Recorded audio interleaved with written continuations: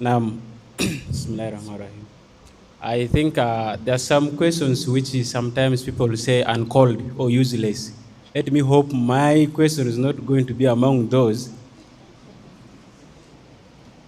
In Surah Al-Baqarah, Ibrahim alayhi salam doubted some bones. Will Allah really resurrect this? Allah asked Ibrahim, are you really doubting? Ibrahim said, no. I believe, but that to make my heart satisfied with Iman. So my question is also just to make my heart satisfied with also Iman. But I believe it will not be among those questions which may be uncalled or useless. Because there are some useless questions like somebody asking, who is the wife of Iblis? Those are useless questions. Okay, my question is... Briefly, now. My question is, Rasulullah Sallallahu Alaihi Wasallam has said, when somebody is buried, the moment people take their footsteps away from the grave is where the punishment commences or the questioning commences. Now, for my heart to get satisfaction, I also want to know somebody who maybe got burned or crushed or burned or just eaten by animal, at what moment does the punishment of that person commence? Just for satisfaction of heart. Thank you. First of all, there is not such a thing as a silly question. Anyone who makes fun of a question is actually ignorant, because he himself has many questions he does not know the answer of, but he's shy to ask. And the people of the Salaf used to say, لا ينال العلم مستحي ولا مستكبر. The person who is arrogant, I will not learn from him, or shy, I don't want to embarrass myself in front of everybody, will never learn. If you're arrogant, thinking that you're better than others, you'll never learn. And if you're shy, not to ask, you'll never learn. So no matter how silly your question is, go ahead and ask it, because this is how you learn.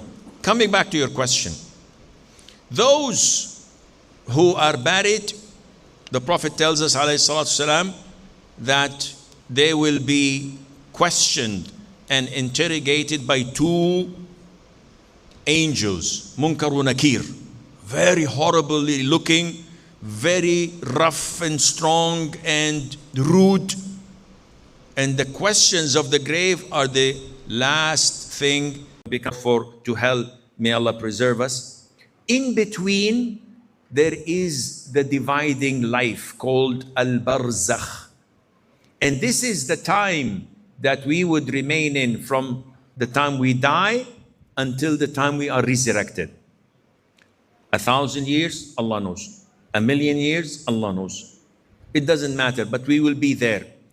The things that happen there are not similar to any of what may cross our minds today. Now, in this world, when someone slaps me, I'll break his hand. But hypothetically, when someone slaps me, do I feel the pain? Yes. I feel the pain on my body. But my soul is also insulted and harmed. In the hereafter, in the grave, in the barzakh, when there is punishment or there is blessing and favors of Allah, opening a door to Jannah or a window to Jannah, this punishment, this pain, or this blessing comes majority to the soul. Little impact on the body or whatever is remaining of it.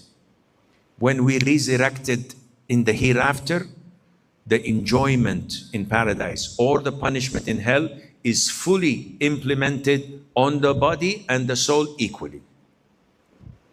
So in this life, when people want to torture me, to interrogate me in Guantanamo, they will not let me listen to Ugandan music, for example. Say, oh, I'm going to torture you. Oh, please, please, I will confess. I will confess. No, they will torture me physically. This is what counts. But the soul is having some implication.